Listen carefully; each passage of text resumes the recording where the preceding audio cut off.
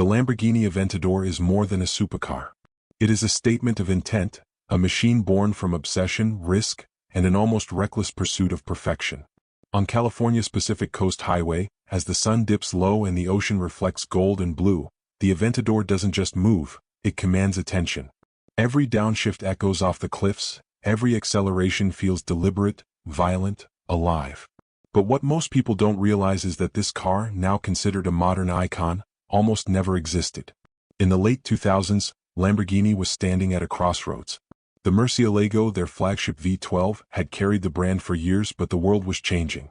Regulations were tightening, technology was advancing fast, and expectations were higher than ever. Lamborghini didn't just need a replacement, they needed a revolution.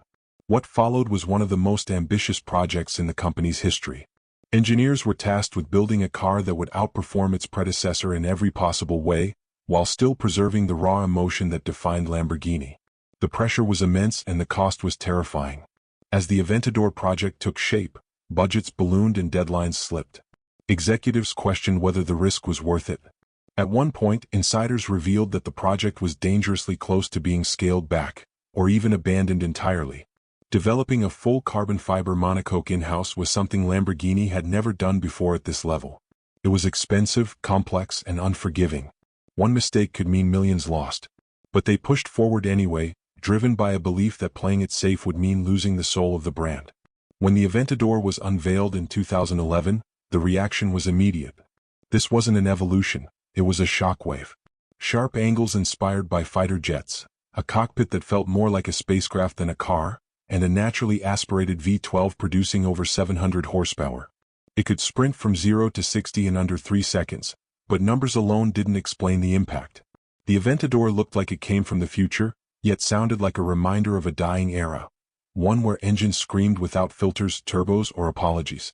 Few people know that early prototypes were tested far from Italy, on secret tracks in Germany, where engineers could push the car to its limits away from cameras and public scrutiny.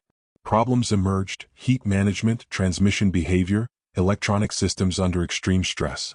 Each issue meant more delays, more money, and more doubt. But with every failure, the car improved.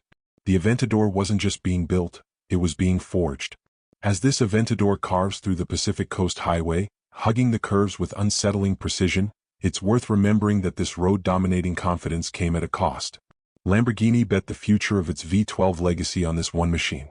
If this project failed, the consequences would have rippled through the entire brand.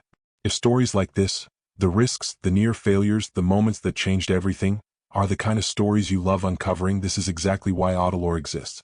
This is the point where you don't just watch, you subscribe and follow the journey deeper. The Aventador is not a subtle car, and it was never meant to be. The scissor doors rise like a challenge. The exhaust note isn't tuned for comfort, it's tuned for emotion. Every drive feels like an event. Take it through Mulholland Drive at night, the city lights below, and the car feels cinematic, almost unreal. Take it onto the Autobahn, and it transforms into something else entirely.